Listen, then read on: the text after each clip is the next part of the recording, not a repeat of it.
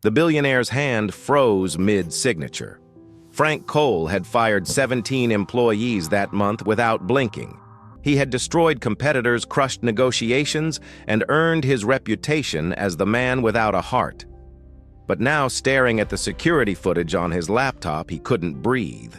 The new maid was wiping down his kitchen counter. Nothing unusual, except for the ring on her finger.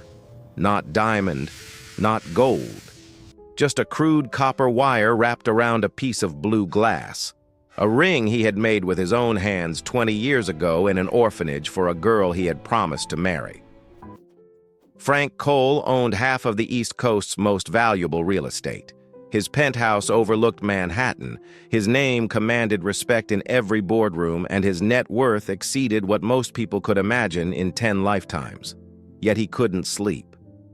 Every night he lay in his California king bed surrounded by Egyptian cotton sheets and absolute silence, staring at the ceiling until dawn crept through the floor-to-ceiling windows. His doctor prescribed pills. His therapist suggested meditation. Nothing worked. Control. That was what Frank needed. Control over every aspect of his life, down to the temperature of his coffee and the angle of his desk lamp. That was why he had fired his entire household staff 3 weeks ago. One of them had leaked information to a tabloid. He never found out which one, so he eliminated all of them. His assistant, a nervous young man named David, had presented him with a stack of applications for a new housekeeper. "I need someone who doesn't exist," Frank had said, not looking up from his documents. "Someone who won't talk, won't ask questions, won't try to become my friend. Someone invisible." David had found exactly that. Natalie Wright, 36 years old. 15 years of experience working for Manhattan's elite families. Not a single complaint in her file. Not a single employer who remembered her face. Perfect. Natalie arrived on a Tuesday morning carrying a small bag and wearing a simple gray dress. Frank didn't greet her. He had David show her to the staff quarters and explain the rules. No conversation unless addressed, no presence in rooms he occupied, no personal effects in common areas. She nodded once and began working. For the first week, Frank barely noticed her. She moved through his penthouse like a ghost, cleaning surfaces he didn't know were dirty, organizing spaces he had forgotten existed. He would enter a room and find it transformed, though he could never pinpoint exactly what had changed. The lighting seemed softer somehow. The air carried a faint scent he couldn't identify but found oddly comforting. His meals appeared at precise intervals, simple dishes that reminded him of something he couldn't name. On the 8th night, Frank Cole slept for 6 uninterrupted hours. He woke up confused, almost alarmed. He couldn't remember the last time that had happened. His body felt strange lighter, as if some weight he had been carrying had temporarily lifted. He told himself it was coincidence. But then it happened again, and again. By the 3rd week, Frank found himself curious about the woman who had somehow altered the atmosphere of his home without changing anything visible. He began checking the security cameras, not out of suspicion but out of fascination. He watched her work. She moved with quiet efficiency, never rushing, never wasting motion. She talked to no one, hummed no songs, displayed no personality whatsoever. Except for one thing: the ring. She wore it constantly, that crude copper band with the blue glass stone. She never took it off, not when washing dishes, not when scrubbing floors, not when her hands were buried in soapy water. It was clearly worthless, the kind of thing a child might make as a craft project. Yet she protected it like it was the most precious thing she owned. Frank first noticed it on a Thursday evening. He was reviewing footage from earlier that day, watching Natalie dust his study when the camera caught the ring in clear detail. His coffee cup slipped from his fingers. The copper wire was twisted in a specific pattern, 3 loops crossing over each other before wrapping around the stone. The blue glass was cut at an odd angle, one corner chipped slightly. He knew that pattern. He knew that chip. He had made them himself 20 years ago in the basement of St. Catherine's Orphanage in Baltimore. Frank closed his laptop, opened it, closed it again. His hands were shaking. St. Catherine's. He hadn't allowed himself to think about that place in 2 decades.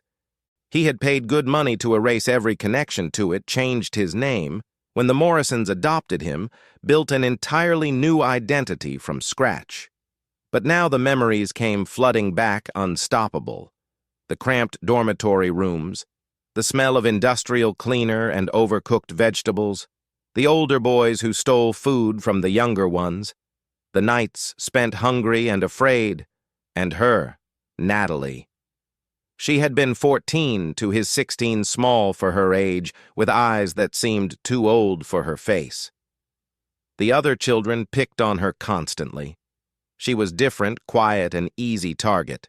Frank had protected her. Not because he was brave, but because protecting her made him feel like he mattered, like he was worth something. They had become inseparable. She would save half her bread for him when he got in trouble and missed meals. He would stand between her and anyone who tried to hurt her. At night, they would sit on the fire escape and talk about the future, about escape, about a life beyond those walls. One winter night, Frank had found a piece of copper wire in the maintenance room and a shard of blue glass from a broken bottle. He had spent hours twisting and shaping them, cutting his fingers on the sharp edges, until he had something that vaguely resembled a ring. He had given it to her on Christmas Eve, the only gift either of them received that year.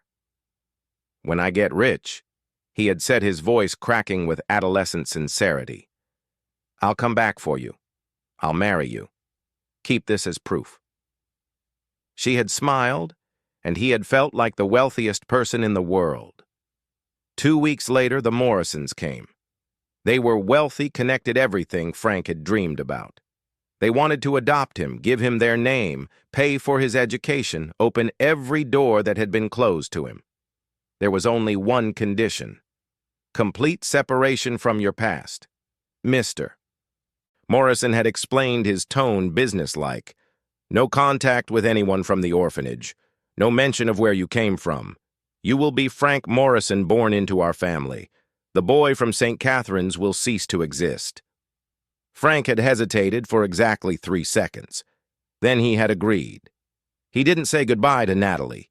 He told himself he would find a way to contact her later, that he would keep his promise somehow. But the Morrisons were thorough. They moved him to Connecticut, immediately enrolled him in a private school, surrounded him with new friends and new expectations. And slowly, deliberately, Frank allowed himself to forget. When he turned 21, he changed his last name from Morrison to Cole.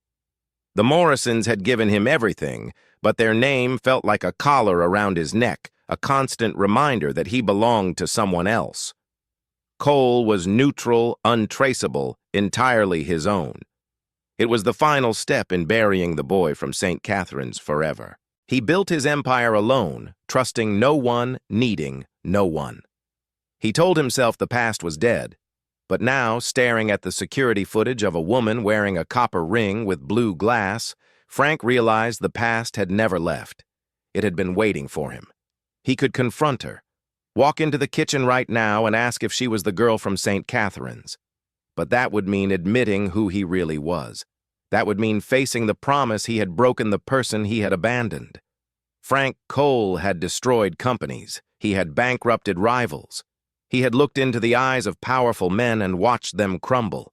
But he could not bring himself to face one woman with a copper ring. So he made a different choice. He would test her. He would leave clues, triggers, things that only someone from St. Catherine's would recognize. He would watch her reactions and gather evidence. And then, only then, would he decide what to do. It wasn't courage. Frank knew that. It was cowardice dressed up as strategy. But it was all he could manage. The first test came 3 days later. Frank placed a blue glass bottle on the kitchen counter before leaving for work. It was the same shade of blue as the shard he had used to make the ring, the kind of cheap glass that factories produced by the millions, but that meant everything to 2 orphans who had nothing. He watched the footage that evening, rewinding and pausing obsessively. Natalie had entered the kitchen at 7:15 in the morning. She had wiped down the counters, organized the fruit bowl, and then her hand had stopped inches from the bottle. For exactly 4 seconds, she didn't move. Then she picked it up carefully, almost tenderly, and placed it in the cabinet with the other glassware. Her face betrayed nothing. But those 4 seconds told Frank everything he needed to know. She recognized it. The second test was more specific. Frank found a recording of Silent Night, performed by a children's choir, the same version that St. Catherine's had played every Christmas. He set it as his morning alarm, loud enough to be heard throughout the penthouse. He pretended to sleep in that day, watching through the security cameras as Natalie moved through her duties. When the music started, she was dusting the bookshelves in his study. Her hand slowed against the wood. Her eyes drifted toward the window unfocused, seeing something far beyond the Manhattan skyline. She stood there for nearly a minute, cloth frozen in mid-motion. Then she blinked, straightened her shoulders, and continued working as if nothing had happened. Frank felt something twist in his chest. It might have been guilt. It might have been hope. He couldn't tell the difference anymore. The third test was the most dangerous. He had kept one photograph from St. Catherine's hidden in a safe deposit box for 20 years. It showed a group of children standing in front of the orphanage's main building, squinting against the winter sun. Frank was in the back row, skinny and serious.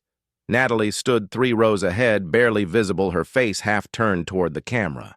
He left the photograph on his desk face up, as if he had been looking at it and forgotten to put it away. That afternoon, he came home early and hid in his bedroom, watching the live feed on his phone. Natalie entered the study at 4:30 to empty the wastebasket. She noticed the photograph immediately. Her whole body went still, the kind of stillness that spoke louder than any scream. She picked up the photograph with both hands, holding it like it might crumble to dust. Her thumb traced across the faces of children long grown, stopping at 2 points that Frank knew without seeing. Him and her. She stood there for a long time, longer than he had expected. When she finally set the photograph down, she placed it exactly where she had found it, aligned perfectly with the edge of the desk. Then she finished emptying the wastebasket and left the room. She never mentioned it, never asked about it, never gave any indication that the photograph existed. And that restraint, that absolute commitment to remaining invisible, broke something inside Frank. She knew who he was. She had probably known from the moment she took this job, yet she had said nothing, demanded nothing, expected nothing. She was still protecting him just as she had done when they were children, protecting him from the confrontation he was too cowardly to initiate. The distance between them became unbearable. Every morning, Frank found reasons to be in the kitchen when Natalie arrived. He would linger over his coffee, pretending to read the newspaper, stealing glances at her as she moved through her tasks. She acknowledged him with polite nods, and nothing more, maintaining the wall between employer and employee with perfect precision. He wanted to tear that wall down. He wanted to grab her shoulders and demand answers. He wanted to fall at her feet and beg forgiveness. Instead, he asked her to refill his coffee cup and watched her walk away. The charity gala had been planned for months. Frank hated these events, the forced smiles and hollow conversations the wealthy pretending to care about causes they couldn't even name. But his publicist insisted. After the staff firings had made headlines, he needed to rehabilitate his image. Philanthropist Frank Cole hosts Evening of Giving, the invitation read. 300 guests at $5,000 a plate, all proceeds going to underprivileged youth programs. The irony was not lost on him. He had ordered Natalie to stay in the staff quarters during the event. The last thing he needed was distraction, and her presence had become exactly that. But on the night of the gala, his catering manager approached him with a problem. "We're short-staffed, Mr. Cole. 3 servers called in sick. We need everyone available." Frank should have refused. He should have hired replacements or reduced the service. Instead, he heard himself saying, "Use whoever you have, including my housekeeper." He told himself it was a practical decision. He told himself it had nothing to do with wanting to see her in his world, even for one night. Natalie appeared an hour into the event wearing a simple black dress that the catering company had provided. She carried a tray of champagne glasses through the crowd, eyes down movements efficient. No one noticed her. That was her gift, her curse, her survival mechanism. She could walk through a room full of people and leave no impression whatsoever. But Frank noticed. He tracked her across the ballroom like a compass pointing north, unable to look away for more than a few seconds at a time. That was when Victoria Ashford decided to make trouble. Victoria was old money, the kind of wealth that had been inherited so many times it felt like a birthright, rather than a fortune. She had approached Frank 6 months ago with a business proposal that he had rejected, and she had been nursing the grudge ever since. She spotted Natalie passing nearby and called out, her voice sharp with champagne and contempt. "You there with the tray? Come here." Natalie stopped and turned her face neutral. Victoria grabbed Natalie's hand and held it up for her companions to see. "Ladies, look at this. The help is wearing jewelry. And what jewelry it is. Is this copper? Is that glass?" Laughter rippled through the group. Victoria yanked the ring off Natalie's finger in one swift motion. "Let me do you a favor and throw this away. You'll never find a husband wearing garbage like this." She tossed the ring carelessly over her shoulder. It hit the marble floor with a small sound that somehow cut through all the noise of the gala, bouncing twice before rolling under a nearby table. Natalie dropped to her knees immediately, her tray clattering to the ground, champagne glasses shattering around her. She crawled toward the table, searching desperately, her composure finally broken. Victoria laughed. "Look at her scrambling on the floor like an animal." Frank was already moving. The crowd parted for him instinctively. They always did. But this time there was something in his expression that made people step back further than usual, something dangerous that they had never seen from the composed billionaire. He walked past Victoria without acknowledging her existence. He walked past the staring guests, the whispered comments, the raised phones capturing every moment. He walked directly to where Natalie was still searching under the table, and he knelt down beside her on the cold marble floor. The ring had rolled against the far table leg. Frank picked it up carefully, feeling the familiar weight of copper and glass in his palm. 20 years, and it still felt exactly as he remembered. Natalie was staring at him, her eyes wide, her breath uneven. This close, he could see the tears she was fighting to hold back. Frank took her hand gently. He slid the ring back onto her finger, the same finger where he had placed it 2 decades ago, in the basement of St. Catherine's. Then he stood and turned to face Victoria Ashford. The ballroom had gone completely silent. 300 of Manhattan's wealthiest citizens stood frozen champagne glasses halfway to their lips, watching the most powerful man in the room defend his housekeeper. "This ring," Frank said, his voice carrying across the silence, "is worth more than every diamond in this room combined. And you just insulted the woman wearing it in front of me." Victoria's face had gone pale. "Frank, I didn't mean, get out of my home, and don't expect any future invitations to anything bearing my name." Victoria gathered her clutch and walked toward the exit, her heels clicking loudly in the silence. No one moved to follow her. No one moved at all. Frank turned back to Natalie and offered his hand to help her up. She took it hesitantly, rising from the floor with as much dignity as she could manage. "I'm sorry," he said quietly, for her ears only. "I should have stopped her sooner." Natalie looked at him for a long moment. Something passed between them, an acknowledgement of everything that had been left unsaid for 20 years. Then she pulled her hand away, picked up her tray, and walked toward the kitchen. The gala continued, but Frank barely noticed. He spent the rest of the evening going through the motions, shaking hands and making small talk, while his mind replayed that moment over and over. He had knelt for her, in front of everyone. The billionaire who never showed weakness, who never let anyone see him as anything less than invincible. He had knelt on a dirty floor to retrieve a copper ring worth nothing, and he would do it again in a heartbeat. Natalie was gone by morning. Frank found the letter on his desk, placed exactly where the photograph had been. The handwriting was careful, each letter precisely formed. Frank, I did not come here for money. I did not come to demand the promise you made 20 years ago. I came because after all this time, I needed to know what kind of man you had become. I needed to see if the boy who protected me in that orphanage still existed somewhere inside the billionaire everyone fears. Now I know. What you did tonight was more than I ever expected, more than I had any right to hope for. You defended me when it cost you nothing, and that kindness is enough to last me the rest of my life. But I cannot stay. Not because you left me behind all those years ago. I made peace with that long before I walked through your door. You were 16 and scared, and someone offered you everything you had ever wanted. I would have done the same thing. I cannot stay because if I do, I will become the woman who waits, the woman who hopes, the woman who builds her life around someone else's choices. I spent 20 years learning not to be that woman. I will not unlearn it now.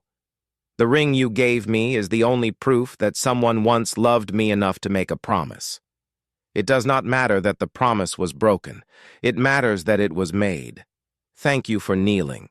Thank you for remembering. Please do not look for me. Natalie. Frank read the letter 7 times. Then he sat in his empty penthouse surrounded by everything money could buy and felt the full weight of his own cowardice crushing him. He had known where she was for 5 years. He had hired private investigators when his empire was secure enough to risk someone digging into his past. They had found her easily enough working as a housekeeper in Brooklyn, living alone in a small apartment, still wearing the ring he had made. He could have gone to her at any time. He had the resources, the power, the freedom. Nothing was stopping him except his own fear. Fear that she would reject him. Fear that she would forgive him. Fear that either outcome would force him to acknowledge what he had done, the person he had abandoned, the promise he had broken. So he had done nothing. He had watched from a distance, monitoring her life through reports and photographs, telling himself that knowing she was okay was enough. It wasn't enough. It had never been enough. And now she was gone again, and this time it was entirely his fault. Frank had built his fortune on the principle that every problem had a solution. Every obstacle could be overcome. Every battle could be won with enough resources and determination. But he couldn't buy back 20 years of silence. He couldn't negotiate his way out of cowardice. He couldn't acquire the courage he had never possessed.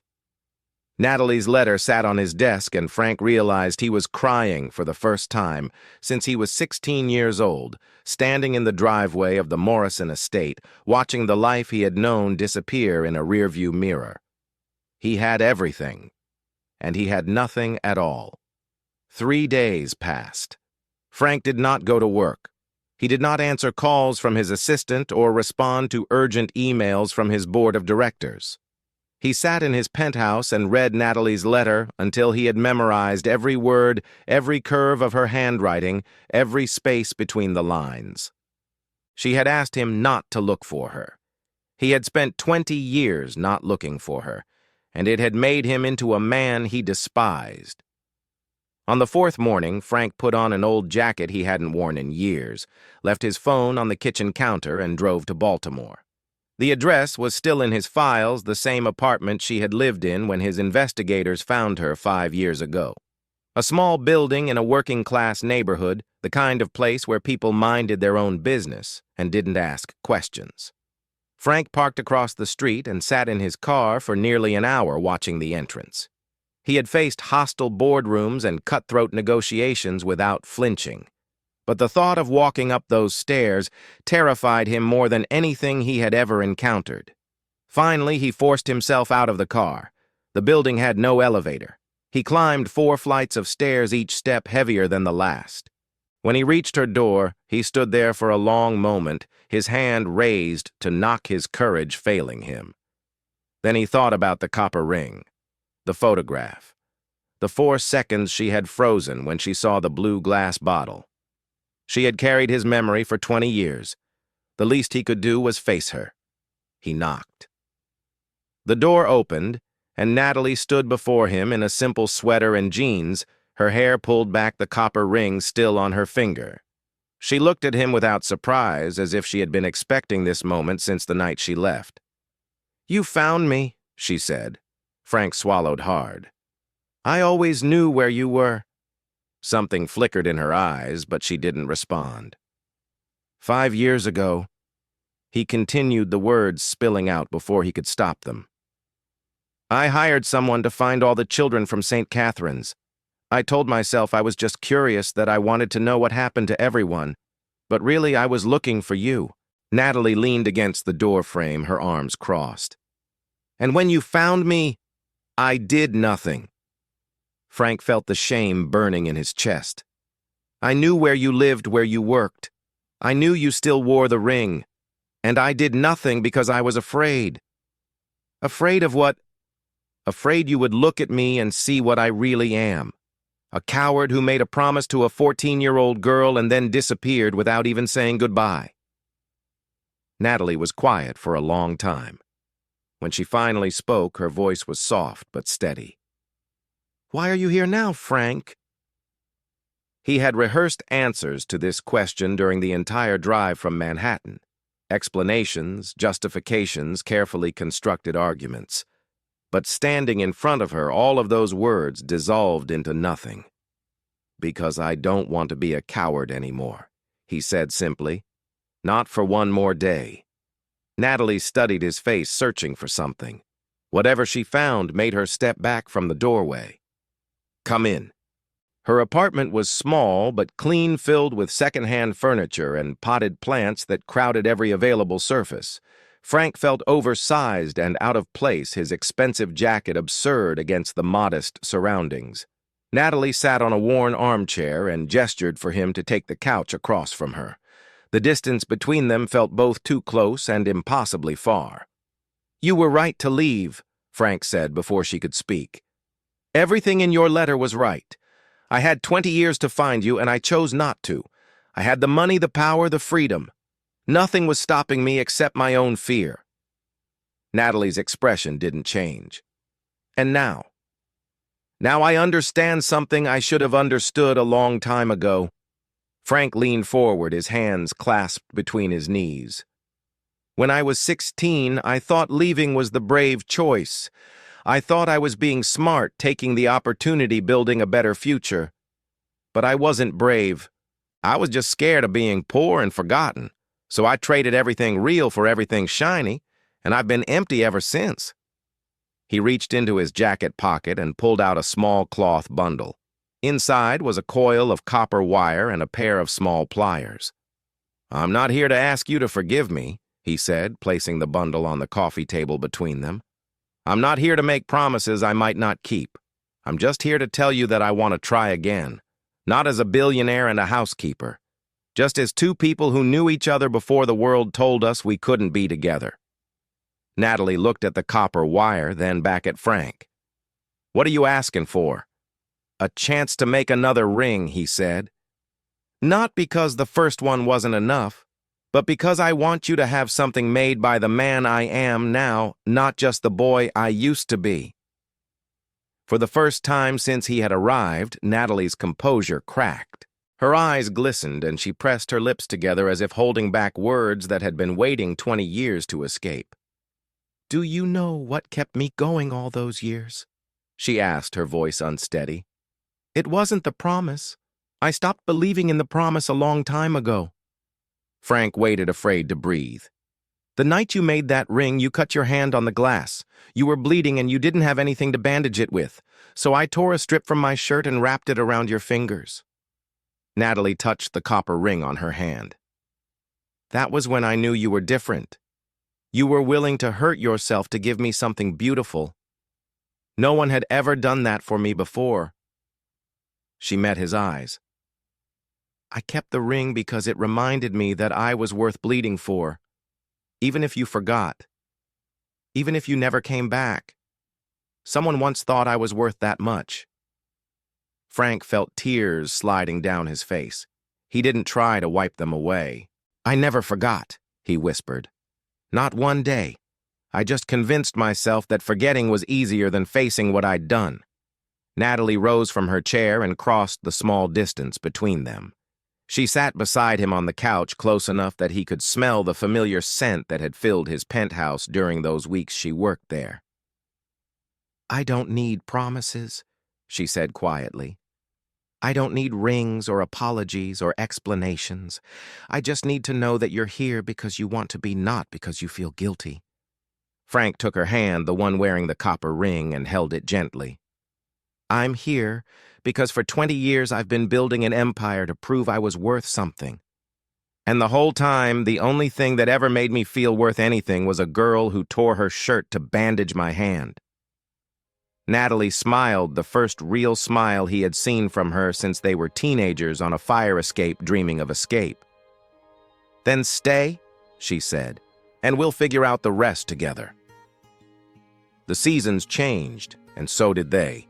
Natalie moved into Frank's penthouse, but she brought her world with her. The potted plants from her apartment now lined the windows. The second-hand books filled his empty shelves. She still cooked their meals herself, still wore simple clothes, still refused to let him buy her anything she didn't need. Frank learned to live at her pace. He delegated more responsibilities to his team, left the office before sunset, spent evenings sitting with her on the balcony, watching the city lights flicker on below them. On her finger, Natalie now wore 2 rings. The original copper band with its blue glass stone worn smooth by 20 years of constant wear.